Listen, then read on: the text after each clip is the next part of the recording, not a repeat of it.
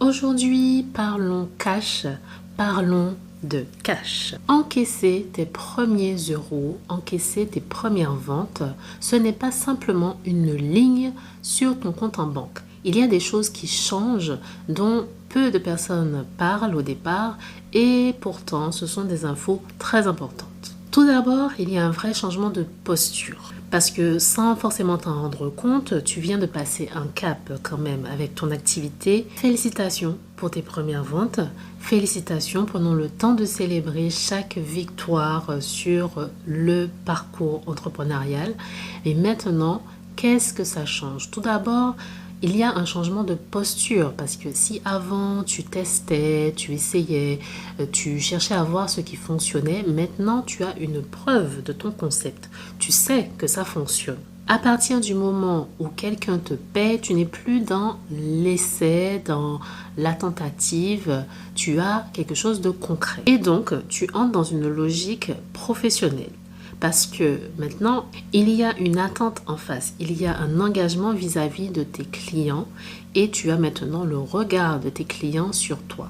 Et puis, il y a un autre réveil un peu plus brutal, celui de la fiscalité. Puisque ton chiffre d'affaires, ce n'est pas ton argent. Alors, je le répète encore une fois parce que je sais que ça, c'est un point assez délicat pour les entrepreneurs qui démarrent. Ton chiffre d'affaires, ce n'est pas ton argent. Parce que là, l'État devient ton associé numéro 1, ton associé le plus silencieux et pourtant très important. Tu ne gagnes pas 100 euros, tu gagnes 100 euros moins les cotisations, moins les impôts éventuels, moins la TVA si tu la collectes, moins les frais. Et c'est toutes ces choses-là qui font la différence entre ton chiffre d'affaires et ton bénéfice. Donc ça, c'est une notion extrêmement importante à retenir pour ton activité, à intégrer même avant de te lancer dans ton activité. Le chiffre d'affaires que dégage ton entreprise, ce n'est pas ton bénéfice. Ton bénéfice, c'est ce que tu as après les charges, les impôts, les frais, etc. Et une autre chose qui change avec l'arrivée de tes premières ventes, c'est un changement vis-à-vis du syndrome de l'imposteur. Tu sais, cette incertitude que tu pouvais ressentir au départ, est-ce que tu es bien légitime ou pas, etc. Le fait de débloquer tes ventes te permet de gagner davantage en confiance en toi. Et je sais aussi que ça va aussi créer des nouvelles peurs parfois. La question de savoir est-ce que tu vas pouvoir reproduire cela, est-ce que tu vas pouvoir avoir d'autres ventes dans le futur, c'est normal, c'est légitime. Mais justement, mon conseil ici, c'est de célébrer la victoire avant de te rajouter une couche d'anxiété par rapport à un futur hypothétique. Célèbre déjà cette étape clé, ce cap que tu viens de passer. Et bien sûr, retrousse tes manches parce que c'est pas fini. C'est maintenant que le vrai enjeu commence. Parce que le but, ce n'est pas d'avoir une vente comme cela, mais de créer un système qui te permet de générer des revenus. Un système reproductible parce que c'est cela qui permet de créer le sentiment de liberté vis-à-vis de ton activité. Et puis dès lors que l'argent tombe, il y a aussi des changements d'opération à réaliser. Bon, j'espère que celui-là quand même tu l'as déjà fait en amont, mais je le dis quand même aujourd'hui par rapport à ce que je disais tout à l'heure, ton chiffre d'affaires, ce n'est pas ton argent, il y a la différence entre chiffre d'affaires et bénéfice. Il y a une autre règle très importante qu'il faut intégrer, c'est que l'argent de ton side business, ce n'est pas ton argent. La règle numéro 1 en termes de finances, si on veut développer une bonne hygiène financière dans son business, c'est de bien séparer les comptes. Ton compte perso, ce n'est pas le compte de ton entreprise. Le compte de ton entreprise, ce n'est pas ton compte personnel. On ne va pas faire les courses avec l'argent de l'entreprise. Make sense? Donc, quand l'argent tombe, le chrono démarre. L'idée, c'est de structurer ton activité. Si ce n'est pas encore fait, je pense que normalement, c'est déjà fait avant. Mais concrètement, on s'organise pour ne pas avancer dans le chaos.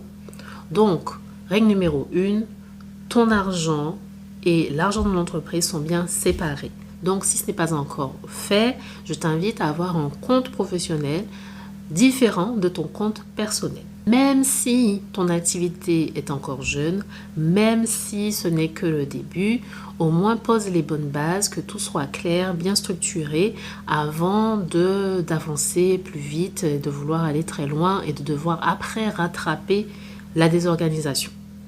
Ensuite, deuxième action que tu peux faire, c'est calculer ta marge, calculer en détail ce que te coûte l'entreprise et ce qu'elle va te rapporter et commencer peut-être à faire tes estimations, savoir à peu près ce dont tu as besoin en termes de clients, en termes de prix, en termes de volume pour pouvoir atteindre tes objectifs. Concrètement, pour illustrer cela, regarde ce qui reste après avoir acheté tes matières premières, si tu fais de la vente d'objets, après avoir payé tes frais, tes charges, tes outils. C'est comme cela que tu vas comprendre si ton prix est juste, si le nombre d'heures que tu accordes à ton activité correspond, si le nombre de clients que tu vises est correct, si tu as des ajustements particuliers à réaliser maintenant ou à envisager plus tard, selon ta stratégie, tes objectifs, tes priorités du moment, bien sûr. Et la dernière action que je recommande après tes premières ventes, c'est de bien chouchouter tes clients et bien sûr de prévoir à obtenir des témoignages, des retours d'expérience qui vont te servir pour ton activité également. Tes premiers clients sont tes meilleurs ambassadeurs et leur avis est précieux. Bien sûr, tu fais au mieux pour les chouchouter, pour qu'ils soient satisfaits dans la limite du raisonnable. Bien sûr, tu fais au mieux pour mettre en place et délivrer un service de qualité et un bon service après-vente. Bien sûr, il y a une différence entre les clients qui veulent vraiment avancer, qui veulent réussir et ceux qui représentent plus un coût qu'une opportunité. Il faut aussi bien distinguer ça. Les témoignages et les avis de tes meilleurs clients sont précieux puisque ça va te permettre aussi d'avoir de la preuve sociale, de pouvoir mettre en avant tes offres, tes services. Ce que tu en retires aujourd'hui pourrait être un bon levier marketing pour ton activité par la suite. Et puis, je souhaite parler des erreurs. Les erreurs à éviter après les premières ventes. Parce que beaucoup d'entrepreneurs réalisent les premières ventes et puis laissent tomber, abandonnent, pas par manque de potentiel ou de motivation, mais à cause de décisions qui pourraient être évitables, d'erreurs évitables. La grande classique, c'est tout dépenser. Claquer tous les bénéfices dans du shopping, des achats, des produits supplémentaires, des outils et caméras dernier cri et produits que tu vas utiliser peut-être une ou deux fois, mais tu ne sais pas si tu vas pouvoir gérer ce stock. Bref, des achats qui ne sont pas forcément stratégiques avec l'activité et le niveau actuel de ton activité, de ton side business. Ou encore, laisser les bénéfices dormir sur le compte et ne rien en faire, ça non plus, ce n'est pas une décision stratégique. Il est préférable de calculer et de définir des budgets au départ. Un budget que tu vas accorder pour le fait de réinvestir dans ton business, faire en sorte qu'il puisse se développer. Un budget que tu peux attribuer à l'apprentissage, au fait de développer tes compétences, tes connaissances, et un autre sur ces aspects techniques, ces produits que tu aimerais tester, etc., mais qui restent raisonnables. Deuxième grande erreur classique, ignorer le service après-vente, l'aspect support, une fois que la vente a été réalisée. Big no. Une vente n'est pas terminée lorsque le paiement est réalisé. C'est là que le vrai travail commence. Je considère que la vente est réalisée lorsque ton client est satisfait. Ignorer le service après-vente juste parce que tu as déjà eu la vente, tu as déjà eu l'argent, c'est une très mauvaise idée en termes de risque de réputation pour ton business. Par contre, je n'irai pas jusqu'à dire que le client est roi parce qu'on sait très bien qu'il y a des personnes qui ne sont pas forcément très bonnes pour ton business et il faut savoir aussi couper les risques par rapport à ça.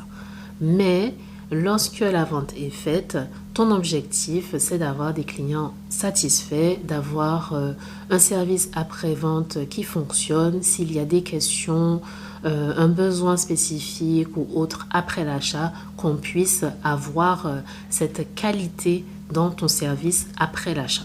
Et la troisième erreur populaire en ce moment avec l'arrivée de l'intelligence artificielle, enfin son développement parce que ça fait longtemps que c'est là, c'est le fait de vouloir tout automatiser mais trop vite. Au début, faire des choses qui ne scalent pas, des choses qui sont pas directement délégables ou automatisables, c'est ok, c'est recommandé, c'est même normal, c'est même préférable. En fait, parle à tes clients. Pourquoi vouloir mettre un robot, truc automatique, dénaturé quand on sait très bien qu'il n'y a qu'une personne dans l'entreprise ou deux, allez, trois grands max. Parle à tes clients. Comprendre pourquoi ils ont acheté, comprendre quel est le besoin, comprendre leurs problématiques, comprendre leur vie, leur situation, c'est important. À ce stade de ton entreprise, en side business, l'intelligence humaine, la compréhension vaut mieux que tous les outils de IA qui existent actuellement. Et bien sûr, une fois que ton entreprise va grandir, que là, ce sera plus gérable humainement à une ou deux personnes, là, il va falloir réfléchir aux automatisations, mais pas dès le début, pas trop vite. Si ce que je viens de partager résonne, c'est que tu te situes peut-être à un moment charnière de ton activité. Ton side business existe, tes ventes, tes premières ventes sont faites ou arrivent et tu souhaites être bien préparé, bien accompagné, structurer ton activité correctement pour pouvoir aller plus vite. À ce stade, poser les bonnes fondations, avoir une bonne structure, c'est important. Et c'est pour cela que Rayonnant Side Business existe. C'est un espace pensé pour créer une activité en side business. C'est un espace dédié pour pouvoir avoir les bases dont tu as besoin, construire les fondations, avoir surtout de l'accompagnement dédié à ton activité pour avancer dans le bon ordre, en cohérence avec ta réalité. Ne reste pas seul dans le développement de ton activité. Rejoins Rayonnant Side Business. Sois l'un des membres fondateurs et rejoins Rayonnant Side Business dès à présent. Je laisse le lien en commentaire afin que tu puisses en savoir plus.